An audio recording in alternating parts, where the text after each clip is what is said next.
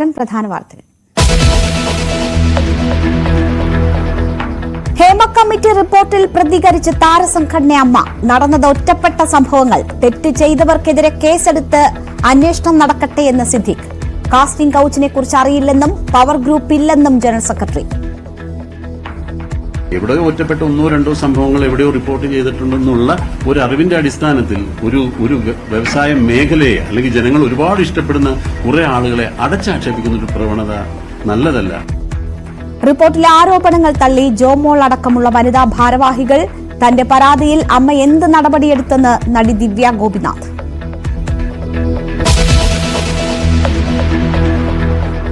അവരുടെ വേദന അവർക്കല്ലേ അറിയാൻ പറ്റുള്ളൂ. ആ വേദന അവർ അവസരം നിഷേധിക്കപ്പെട്ടു എന്നൊരു നടി പറയുമ്പോൾ അത് നമ്മൾ വിശ്വസിക്കണം. അങ്ങനെ നടന്നിട്ടുണ്ടെന്നുള്ള നമ്മൾ അന്വേഷിക്കണം. ഇങ്ങനെ അവസരം നിഷേധിച്ചത് ആര്, ആര് എന്ന ചോദ്യത്തിൽ ആ വ്യക്തി ഇതേപോലെ എന്തുകൊണ്ടാണ് നിഷേധിച്ചത് എന്ന് ചോദിച്ച് മനസ്സിലാക്കാനുള്ള ഉത്തരവാദിത്വം കൂടെ നമുക്കുണ്ട്. താരസംഘടനാ ജനറൽ സെക്രട്ടറിയെ തിരുത്തി വൈസ് പ്രസിഡന്റ് ജഗദീഷ്. ഒറ്റപ്പെട്ട സംഭവങ്ങളെന്ന് പറഞ്ഞ് ഒഴിഞ്ഞുമാറാനാവില്ല. വേട്ടക്കാരുടെ പേര് പുറത്തുവിടണം. ഗണേഷ് കുമാറിനെതിരെ പരാതിയുണ്ടെങ്കിൽ അന്വേഷിക്കണമെന്നും ജഗദീഷ്.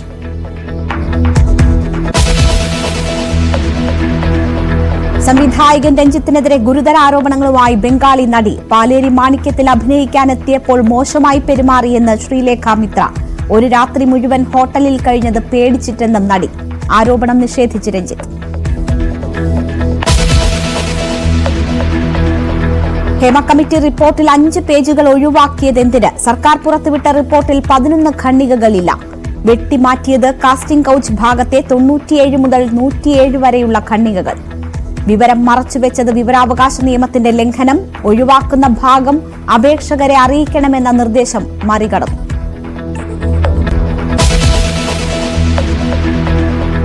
ഹേമ കമ്മിറ്റിക്ക് ലഭിച്ച മൊഴികളിൽ അന്വേഷണം ആവശ്യപ്പെട്ട് മുഖ്യമന്ത്രിക്ക് പ്രതിപക്ഷ നേതാവിന്റെ കത്ത്. സർക്കാരിന്റെ കൈകടത്തലുണ്ടായിട്ടില്ലെന്ന് എം വി ഗോവിന്ദൻ.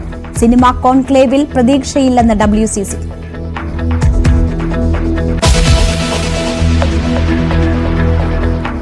വയസ്സുകാരന്റെ തുടയിൽ സൂചി തുളച്ചു കയറിയതിൽ കായംകുളം താലൂക്ക് ആശുപത്രിക്ക് ഗുരുതര വീഴ്ചയെന്ന് ആരോഗ്യവകുപ്പ്. വീഴ്ച വരുത്തിയ മുഴുവൻ ജീവനക്കാരെയും സ്ഥലം മാറ്റാൻ ഉത്തരവിട്ട് DMO. News 18 big impact.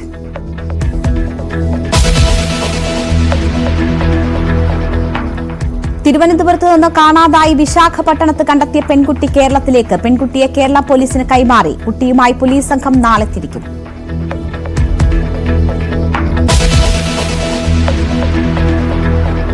യുക്രൈനിലെ സമാധാന ശ്രമങ്ങൾക്ക് പിന്തുണ നൽകി ഇന്ത്യ. യുദ്ധമല്ല അന്തിമ പരിഹാരമെന്ന് നരേന്ദ്രമോദി. ഇന്ത്യക്ക് നിർണായക ഇടപെടലുകൾ നടത്താൻ കഴിയുമെന്ന് സെലൻസ്കി.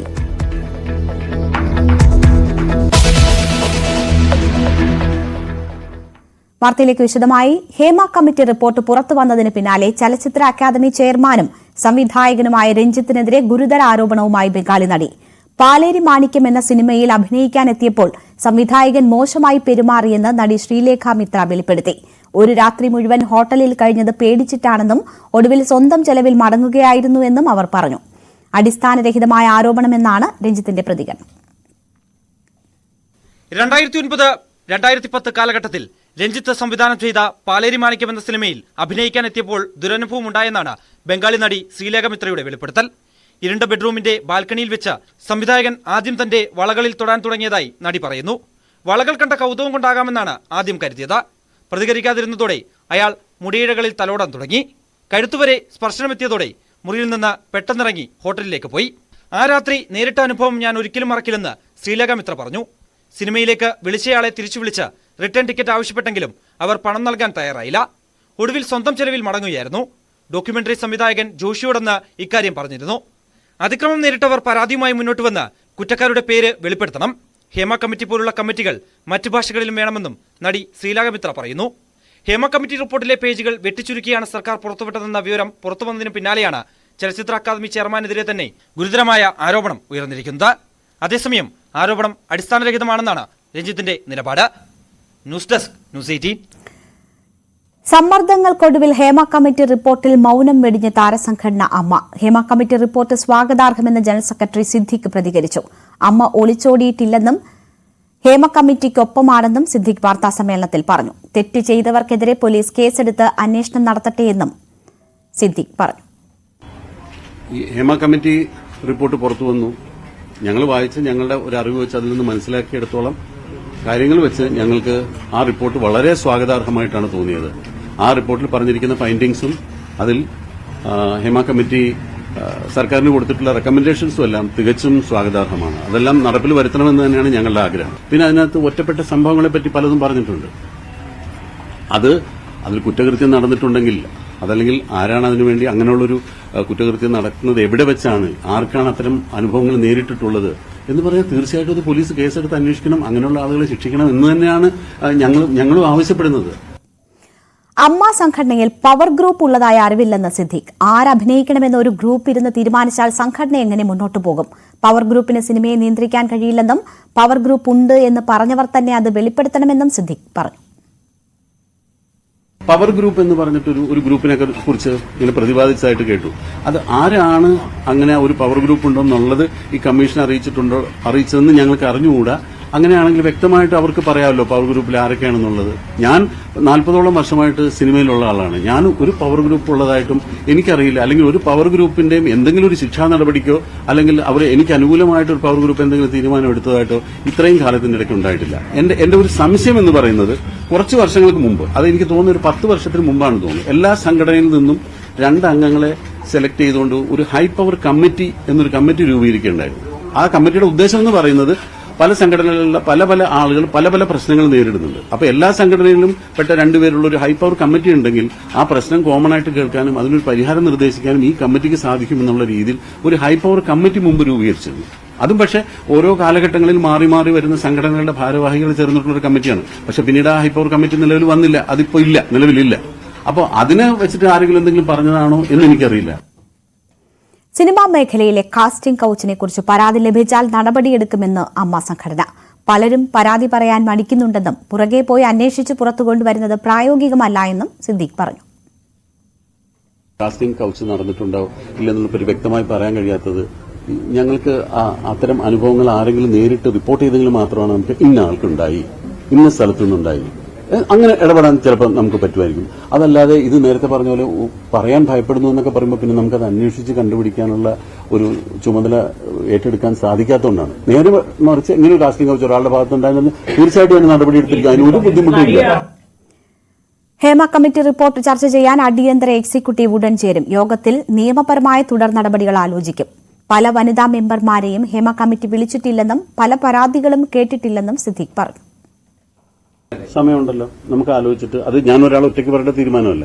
അടുത്ത എക്സിക്യൂട്ടീവ് കമ്മിറ്റി നമ്മൾ ഇമ്മീഡിയറ്റ് കൂടുന്നുണ്ട്.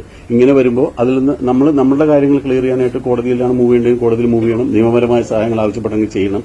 തീർച്ചയായിട്ടും അത് അമ്മ എക്സിക്യൂട്ടീവ് കമ്മിറ്റിയിൽ ആലോചിച്ചതിന് ശേഷം അതിനൊരു തീരുമാനമെടുക്കുന്നു. റിപ്പോർട്ടിന്റെ പേരിൽ മേഖലയെ മുഴുവൻ അടച്ചാക്ഷേപിക്കരുതെന്നും അമ്മ, എല്ലാവരും മോശക്കാരാണെന്ന തരത്തിൽ പ്രതിപാദിക്കുന്നത് വിഷമമുണ്ടെന്നും സംഘടനയെ പ്രതിക്കൂട്ടിലാക്കാനുള്ള മാധ്യമ ശ്രമങ്ങളിൽ വേദനയുണ്ടെന്നും സിദ്ദീഖ് പറഞ്ഞു.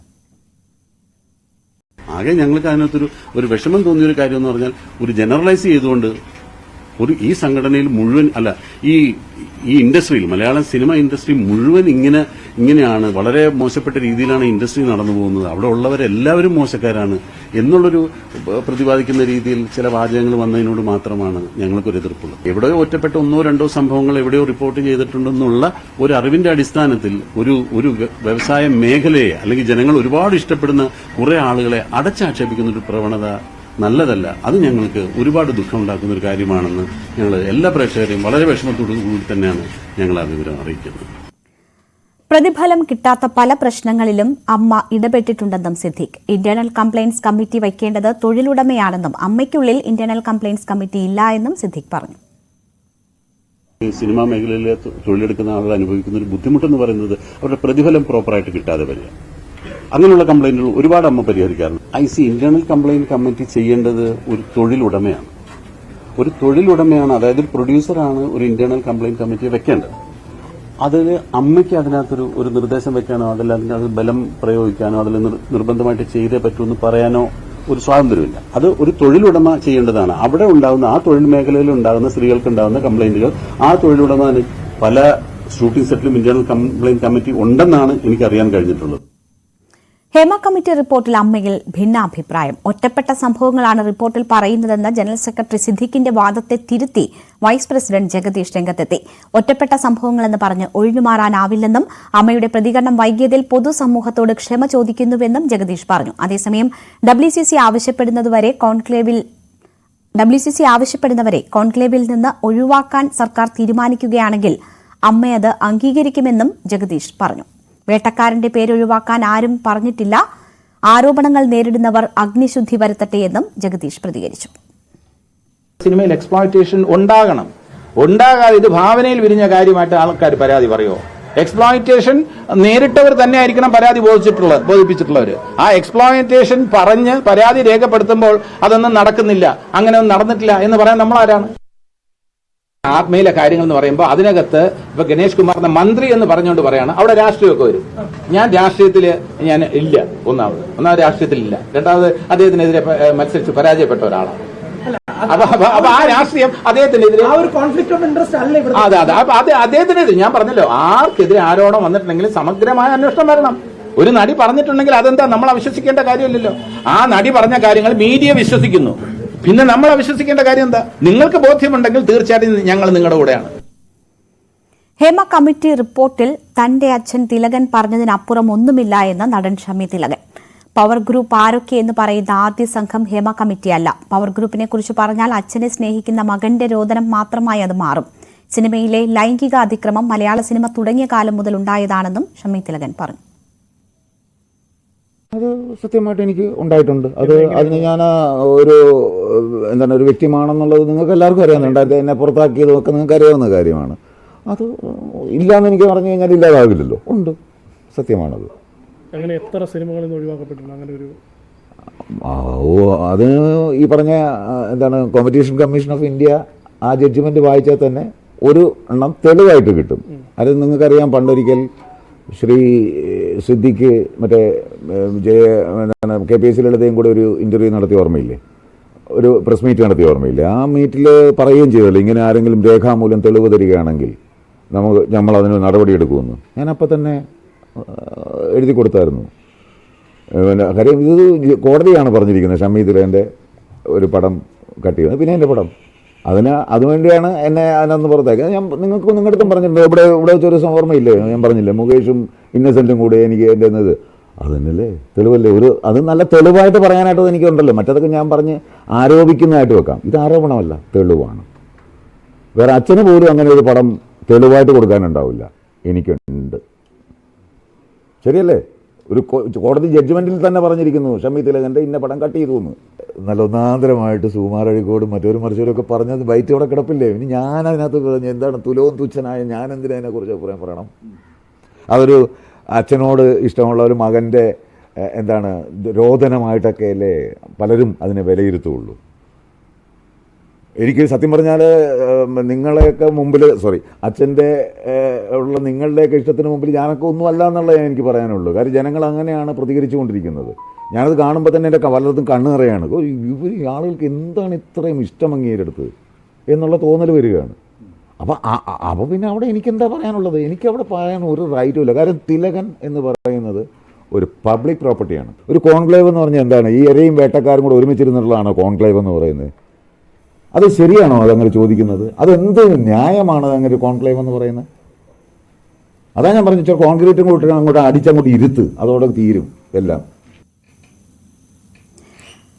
തനിക്കെതിരെയുണ്ടായ ദുരനുഭവത്തിൽ അമ്മ എന്ത് നടപടിയെടുത്തു എന്ന് നടി ദിവ്യ ഗോപിനാഥ്. ന്യൂസ് 18 പ്രൈം ഡിബേറ്റിലായിരുന്നു ദിവ്യയുടെ പ്രതികരണം.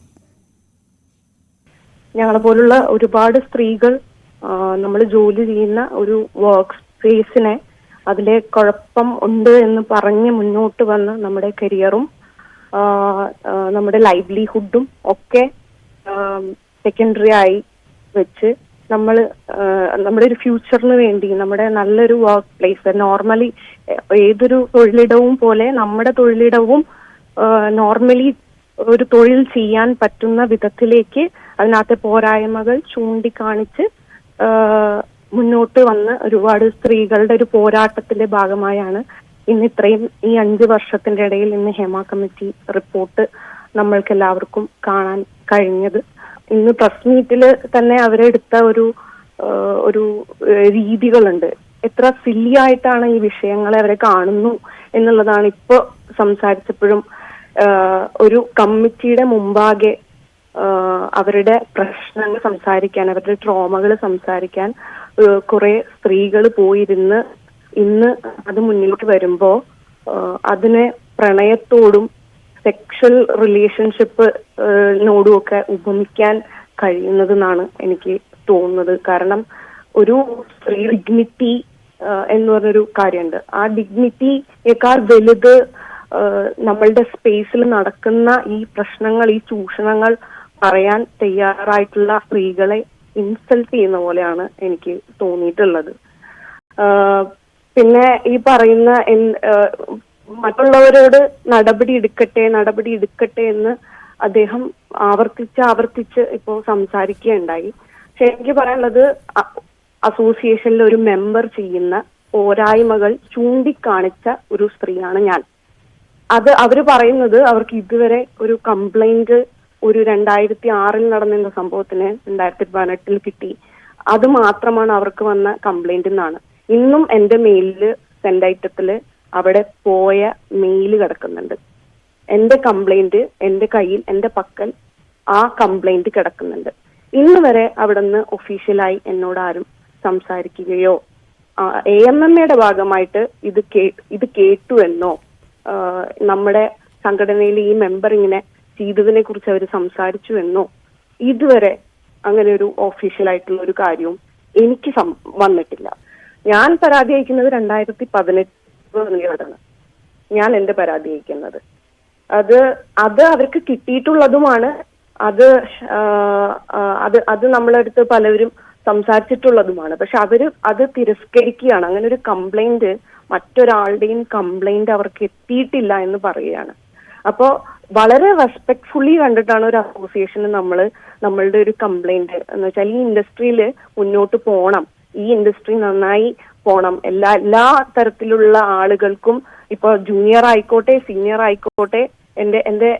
ഞാൻ 10ാമത്തെ സിനിമ, ഏകദേശം 4ാമത്തെ സിനിമയിൽ വെച്ചിട്ടാണ് എനിക്ക് ഇങ്ങനെ ഒരു സിറ്റുവേഷൻ ഉണ്ടാവുന്നത്.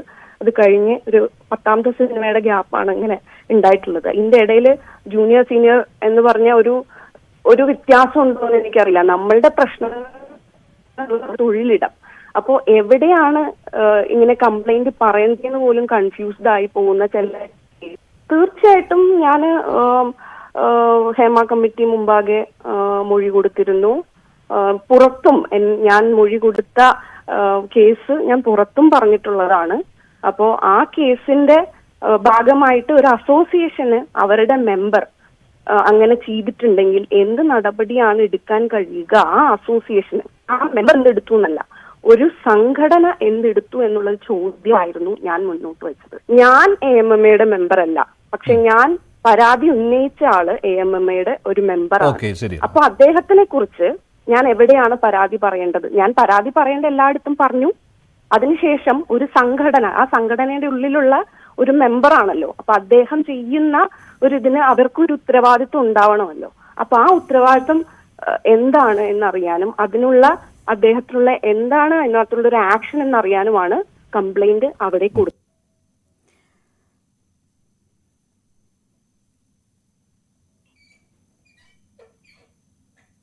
അമ്മയുടെ പ്രതികരണത്തിൽ ആകാംക്ഷ മറ്റുള്ളവർക്കുണ്ടാകുമെങ്കിലും തനിക്ക് അതിൽ യാതൊരു പ്രതീക്ഷയുമില്ലെന്ന് ദീദി ദാമോദരൻ. റിപ്പോർട്ടിന്റെ പേജുകൾ നീക്കിയോ എന്നറിയില്ല. കടുംവെട്ട് നടന്നിട്ടുണ്ടെങ്കിൽ ദൗർഭാഗ്യകരമാണ്. കോൺക്ലേവിൽ പരിഹാരമുണ്ടാകുമെന്ന പ്രതീക്ഷയില്ല എന്നും ദീദി ദാമോദരൻ പറഞ്ഞു.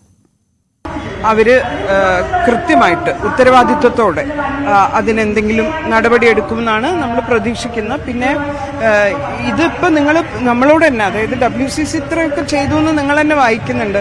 അതിൽ മൊഴി കൊടുത്ത സ്ത്രീകളൊക്കെ ശരിക്കും അവർ ജീവൻ തന്നെ ഇത് വെച്ചിട്ട് പറഞ്ഞ മൊഴികളാണ്. അതൊക്കെ ഉണ്ടായിട്ടും നിങ്ങൾ അപ്രോച്ച് ചെയ്യാത്തത് വളരെ പ്രിവിലേജ്ഡ് ആയിട്ട് ഇപ്പോഴും മിണ്ടേണ്ടതില്ല എന്നുള്ളത്, ദാറ്റ് ഇറ്റ്സ് ഓക്കെ എന്നാണ് നമ്മൾ വിചാരിക്കുന്നത്. അത് ഓക്കെ അല്ല, that is not just okay. അവിടെയുള്ള ആൾക്കാരെ നിങ്ങൾ ഇതേപോലെ പോവുകയോ ചോദിക്കുകയോ ചെയ്യാത്തത് വളരെ കഷ്ടമാണ്, ഖേദകരമാണ്. ഈ വലിയ ആൾക്കാർ എല്ലാത്തിനെ പറ്റിയും പറയാറുണ്ടല്ലോ, ഉദ്ഘാടനങ്ങൾക്ക് വരാറുണ്ടല്ലോ. ഇങ്ങനെ ഒരു കാര്യത്തെപ്പറ്റി അവർ സംസാരിക്കേണ്ടെന്നാണോ? സിനിമയിലെ ആരും പ്രബല സ്ഥാനത്തിരിക്കുന്ന ആരും കമന്റ് ചെയ്യേണ്ട എന്ന് പറയുന്നത് നിങ്ങൾ ഈ കാണിക്കുന്ന ശുഷ്കാന്തി അവരെ നേരെ കാണിക്കണം എന്നാണ് എന്റെ റിക്വസ്റ്റ്. അത് എല്ലാവരുടെയും ഉത്തരവാദിത്തമാണ്. അവിടെ മൊഴി കൊടുത്തത് WCC മാത്രമൊന്നുമല്ല. ഇത് നേരത്തെ പറഞ്ഞ പോലെ ഒരു ക്രൈം എന്ന് പറഞ്ഞാൽ സ്റ്റേറ്റിന്റെ റെസ്പോൺസിബിലിറ്റിയാണ്. അതിന്റെ റെസ്പോൺസിബിലിറ്റി സ്റ്റേറ്റിന് തന്നെയാണ്. അതിന്റെ കൂടെ WCCക്ക് ഇതുകൊണ്ട് കാര്യങ്ങൾ അവസാനിപ്പിക്കാൻ പറ്റില്ലല്ലോ. ഹേമ കമ്മിറ്റി റിപ്പോർട്ടിൽ സർക്കാരിന്റെ കൈകടത്തലുണ്ടായിട്ടില്ലെന്ന് CPM സംസ്ഥാന സെക്രട്ടറി MP ഗോവിന്ദൻ. വെട്ടിക്കുറയ്ക്കുകയോ കൂട്ടിച്ചേർക്കലുകളോ ഉണ്ടായിട്ടില്ല. റിപ്പോർട്ടിന്റെ രഹസ്യാത്മകത കാത്തുസൂക്ഷിക്കാനായി നിബന്ധനകൾ പാലിച്ചാണ് റിപ്പോർട്ട് നൽകിയിട്ടുള്ളത്. പ്രസിദ്ധീകരിക്കാൻ തീരുമാനിച്ചതിൽ കുറവ് വന്നിട്ടുണ്ടെങ്കിൽ അത് പരിശോധിക്കുമെന്നും MP ഗോവിന്ദൻ പറഞ്ഞു. ഹേമ കമ്മിറ്റി റിപ്പോർട്ടിലെ കൂടുതൽ ഭാഗങ്ങൾ വെട്ടിമാറ്റി സർക്കാർ. വിവരാവകാശ കമ്മീഷൻ നിർദ്ദേശിച്ചതിനേക്കാൾ കൂടുതൽ ഭാഗങ്ങൾ ഒഴിവാക്കിയാണ് റിപ്പോർട്ട് പുറത്തുവിട്ടത്. 49 മുതൽ 53 വരെയുള്ള പേജുകളാണ് ഒഴിവാക്കിയത്. സർക്കാരിന് പ്രത്യേക റോളില്ലെന്നും വിവരാവകാശ കമ്മീഷൻ ഉത്തരവിന്റെ ലംഘനം നടന്നിട്ടുണ്ടെങ്കിൽ പരിശോധിക്കാമെന്നുമായിരുന്നു നിയമമന്ത്രി P രാജീവിന്റെ ഈ വാർത്തയോടുള്ള പ്രതികരണം. ഹേമ കമ്മിറ്റിക്ക് ലഭിച്ച മൊഴികളിൽ അന്വേഷണം വേണമെന്നാവശ്യപ്പെട്ട് പ്രതിപക്ഷ നേതാവ് VD സതീശൻ മുഖ്യമന്ത്രിക്കും സാംസ്കാരിക വകുപ്പ് മന്ത്രിക്കും കത്ത് നൽകി. വനിതാ IPS ഉദ്യോഗസ്ഥരുടെ നേതൃത്വത്തിൽ അന്വേഷണ സംഘം വേണമെന്നാണ് ആവശ്യം.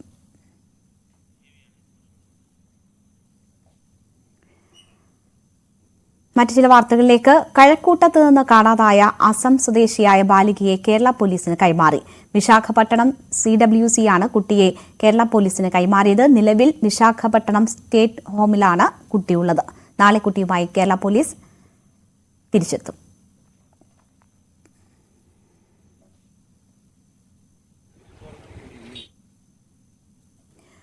ഇന്ത്യ എന്നും സമാധാനത്തിന്റെ പക്ഷത്താണ് നിലകൊണ്ടിട്ടുള്ളതെന്ന് യുക്രൈൻ സന്ദർശനത്തിനിടെ പ്രധാനമന്ത്രി നരേന്ദ്രമോദി. സമാധാനപരമായ പരിഹാരമാണ് മനുഷ്യരാശിക്ക് ഏറ്റവും നല്ലതെന്നും മോദി പറഞ്ഞു. സംഘർഷങ്ങൾ ലഘൂകരിക്കാൻ ഇന്ത്യക്ക് നിർണായക ഇടപെടലുകൾ നടത്താൻ കഴിയുമെന്ന് സെലൻസ്കിയും അഭിപ്രായപ്പെട്ടു. പുടിനുമായി നടത്തിയ ചർച്ചയുടെ വിശദാംശങ്ങളും മോദി സെലൻസ്കിയോട് പങ്കുവച്ചു. രാവിലെ കീവ് സെൻട്രൽ റെയിൽവേ സ്റ്റേഷനിലെത്തിയ മോദി ഇന്ത്യൻ സമൂഹത്തിന്റെ സ്വീകരണം ഏറ്റുവാങ്ങി. റഷ്യ യുക്രൈൻ സംഘർഷത്തിൽ ജീവൻ നഷ്ടപ്പെട്ട കുട്ടികളുടെ സ്മരണയ്ക്കായി ഒരുക്കിയ പ്രദർശനം കണ്ടു. തുടർന്ന് കീവിലെ ഗാന്ധി പ്രതിമയിൽ മോദി പുഷ്പാർച്ചന നടത്തി.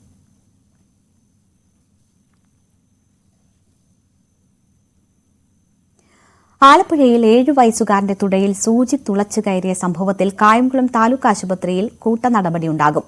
ആശുപത്രിക്ക് ഗുരുതര വീഴ്ച സംഭവിച്ചതായി ആലപ്പുഴ DMO ജംബുന വർഗീസ് റിപ്പോർട്ട് നൽകി. അത്യാഹിത വിഭാഗത്തിലെ ഡോക്ടർമാർ ഒഴികെ മുഴുവൻ ജീവനക്കാരും നടപടി നേരിടും. വീഴ്ച വരുത്തിയ മുഴുവൻ ജീവനക്കാരെയും സ്ഥലം മാറ്റാനാണ് DMOയുടെ ഉത്തരവ്. കുട്ടിയുടെ തുടയിൽ സൂചി തുളച്ചു കയറിയ വാർത്ത ന്യൂസ് 18 ആണ് പുറത്തുവിട്ടത്.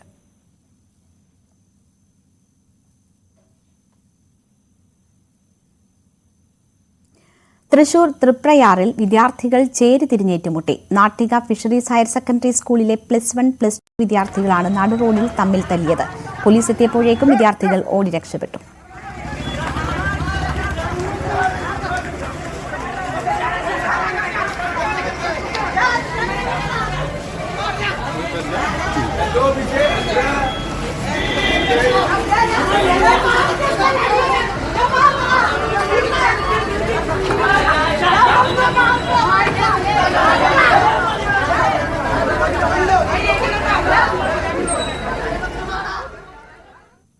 ന്യൂസ് അപ്ഡേറ്റ്സ് പൂർണ്ണമാകുന്നു. നമസ്കാരം.